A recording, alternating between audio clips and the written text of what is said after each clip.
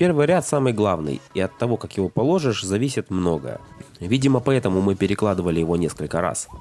Ровно и аккуратненько не получилось. Все началось с углов. Первый ряд армируется. Мы же в первый день увлеклись процессом и приклеили на углы блоки второго ряда. Пришлось аккуратно спиливать. Ключевое слово «аккуратно», так как не хотелось ломать и заново перекладывать. Естественно, раньше я такого не делал, поэтому не знал, что из этого получится.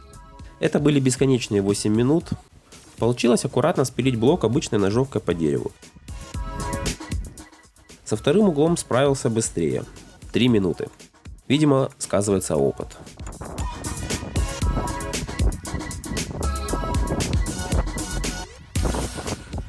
В этот день положили практически весь первый ряд.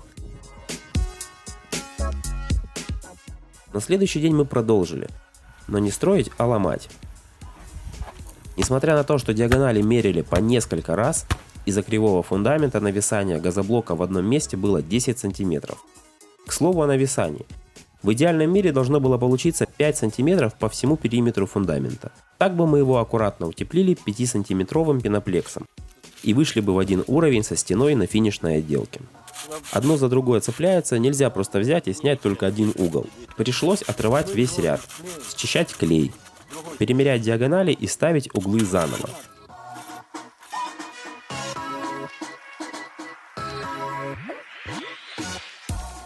Некоторые блоки оторвались склеенными по 2-3 штуки.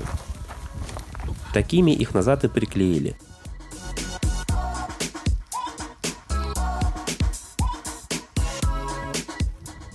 Ну а где-то пришлось брать новые блоки с поддоном.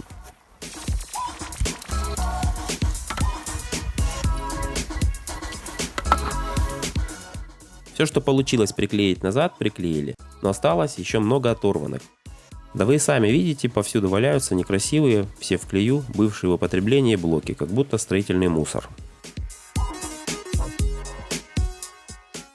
Не оказалось под рукой шуруповерта, и первые дни готовил смесь мастерком. Такое себе удовольствие, как и счищать старый схватившийся клей.